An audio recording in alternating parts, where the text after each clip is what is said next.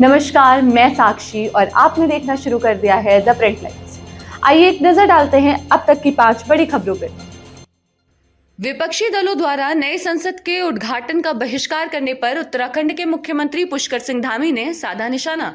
कहा, प्रधानमंत्री के नेतृत्व में कोई भी अच्छा काम जब भी होता है तो कांग्रेस और उसके साथ ही विपक्षी दल उसमें विघ्न बाधाएं पैदा करते हैं।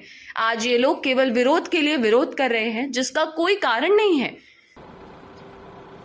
विपक्षी दल ठीक वैसे ही हो गए हैं जैसे उनको किसी भी चीज पर रोना गाना बजाना जैसे कुछ लोगों की आदत होती है आस पड़ोस में रहने वालों की।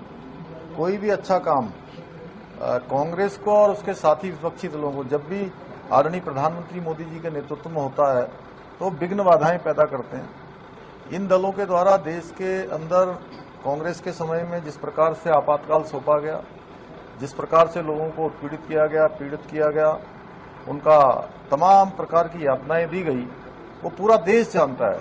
आज ये लोग जिस प्रकार से आज केवल विरोध के लिए विरोध कर रहे हैं जिसका कोई कारण नहीं है, जबकि आज पूरी दुनिया भारत के प्रधानमंत्री जी के स्वागत में पलक पावड़े बिछाई हुई है।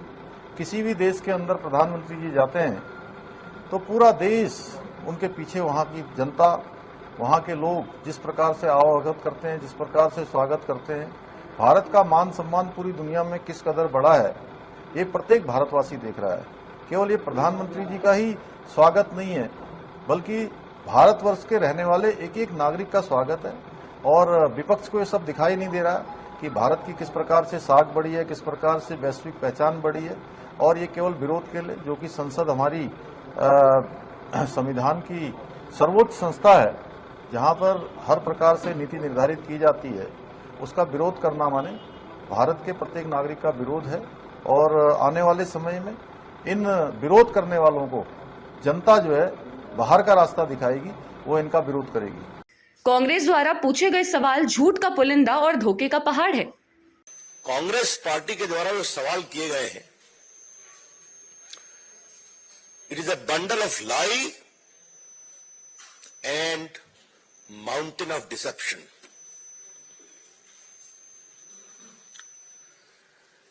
ये 9 सवाल नहीं है, ये कांग्रेस पार्टी के खींच से भरे सवाल हैं जो नरेंद्र मोदी जी के खिलाफ नफरत से उपजे हैं।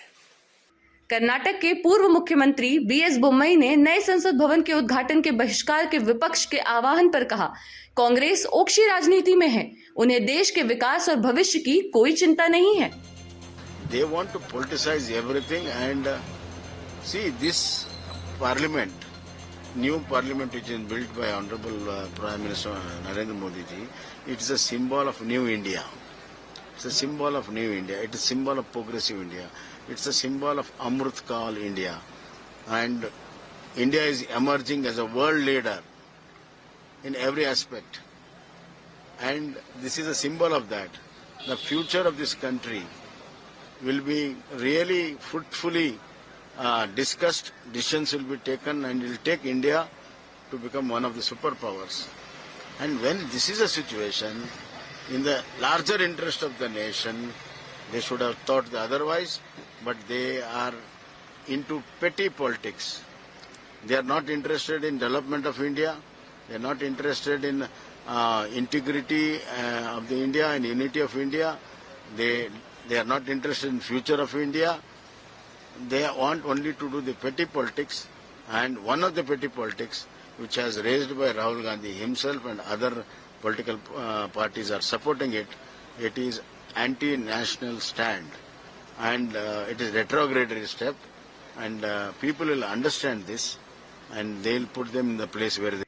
आईसीसीआर द्वारा आयोजित हिंदी विश्व यात्रा में भाग लेने वाले तंजानिया के एक छात्र फहीदी अली पाजी ने पीएम मोदी को समर्पित किया गीत, हिंदी गीत जिसका नाम था रुक जाना नहीं तू कहीं हार के।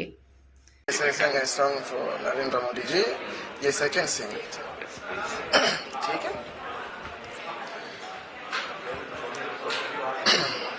साथी न कारवां है, ये तेरा इम्तिहान है, साथी न कारवाही, ये तेरा इम्तिहान है, यूं ही चला चल दिल के सहारे, करते हैं मंजिल तुझको इशारे, देखी कहीं कोई रोक नहीं ले तुझको पुकार के, और आही और आही और आही और आही, रुक जाना नहीं तू कहीं हर के कांटों पे that's all. दिल्ली के बीजेपी प्रमुख वीरेंद्र सचदेवा ने केंद्र के अध्यादेश को लेकर दिल्ली के सीएम की विपक्षी दलों से मुलाकात पर कहा, अरविंद केजरीवाल ने 2013 से 2014 में कांग्रेस या किसी अन्य पार्टी के साथ कोई समझौता नहीं करने का वादा किया था, लेकिन अब उनके समर्थन भी भीख मांग रहे हैं। 2013-14 को मैं दोबारा से रिवाइंड करता हूँ। मैं अपने बच्चों की कसम खाता हूं कि मैं कभी कांग्रेस या किसी दूसरे दल से समझौता नहीं करूंगा। किसने कहा था? अरविंद केजरीवाल। अब जाके वो उनके घुटनों के बल बैठ रहे हैं। तो अरविंद केजरीवाल का मैंने अभी कहा कि नैतिक चरित्र कुछ नहीं है, ठग हैं, मक्कार हैं, चोर हैं, झूठ बोलते हैं। फिर मिलेंगे कुछ नई खबरों के साथ, तब तक के लिए धन्यवाद।